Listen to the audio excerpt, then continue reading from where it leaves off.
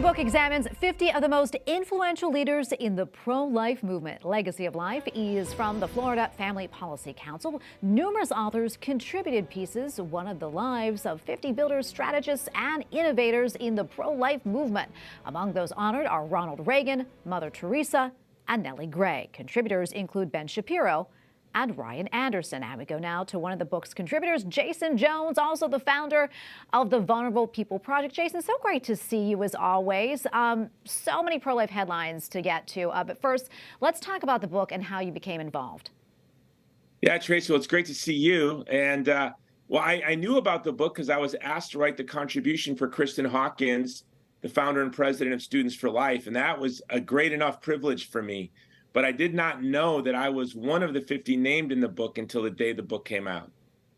That is so amazing. And how did you feel, when you were known to be part of this book as well?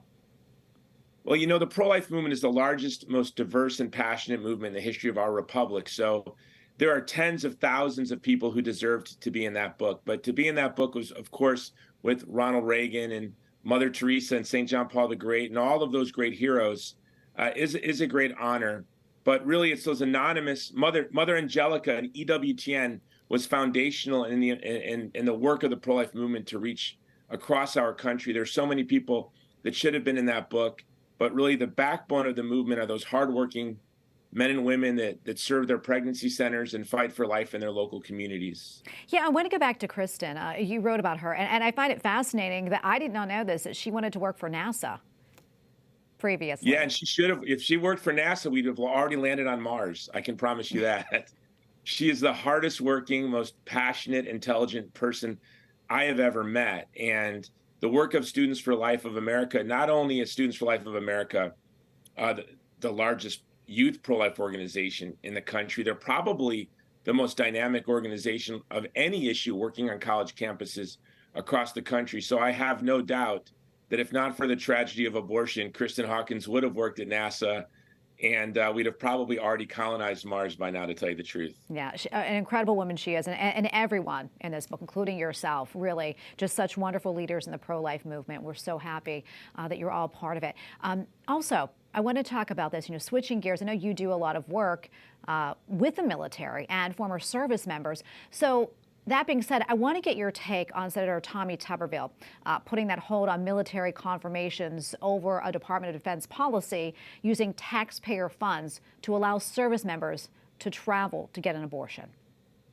Yeah, I'm glad Senator Tuberville really drew the line.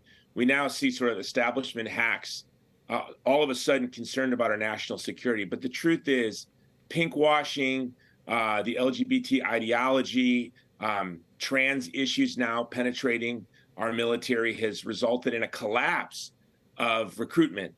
And the woke ideology is really jeopardizing our national security. So for Senator Tuberville to take this stand, to say enough is enough is enough, we're not going to use taxpayer dollars to fund abortions. And I don't think, I think we need to even go further. We need to push the woke ideology completely out of our military. Jason, I also want to ask you this. I mean, you have your hands in everything, really you do, and you're so busy. I also know you're really busy with your organization, the Vulnerable People Project. What's going on there? What are you working on? What's the latest? Well, our biggest projects right now are, of course, continuing to care for our Afghan allies in safe houses in neighboring countries next to Afghanistan and working to resettle them. And we've upped our vulnerable parish program in Nigeria, where we're providing security for those parishes most susceptible to Islamic extremist attacks. And on the very front lines, I just returned from Ukraine myself, and on the very front lines in eastern Ukraine, we're working to provide medical care and support for those communities, especially our Catholic communities on the east that have been especially brutalized by the Russian military. Jason, another thing I want to talk about is Sound of Freedom. Your good friend Eduardo produced the movie, and unfortunately has been getting some backlash. People saying things about it, kind of tying it into a QAnon. I want to get your thoughts on that. And why do you think a movie that's bringing awareness to human trafficking, this scourge, is getting so much backlash?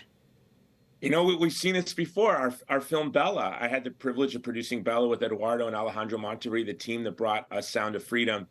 And Bella really opened up the pro-life movement to a broader audience and really changed the pro-life movement forever. And I think Sound of Freedom is going to do even more when it comes to human sex trafficking and child trafficking in particular, because there wasn't a very large movement like we had with the pro-life movement. So it's inevitable that there's going to be kickback, and they don't attack the film. They'll attack segments of the population that really support the film, which is really unfair. You'd think they'd be more concerned about human sex trafficking than the QAnon conspiracy. Absolutely. It's a very important film. I saw it. It's wonderful. More people need to see it. And Jason, great to see you. Thank you so much for coming on. God bless you, my friend. Great to see you, Tracy. Thank you.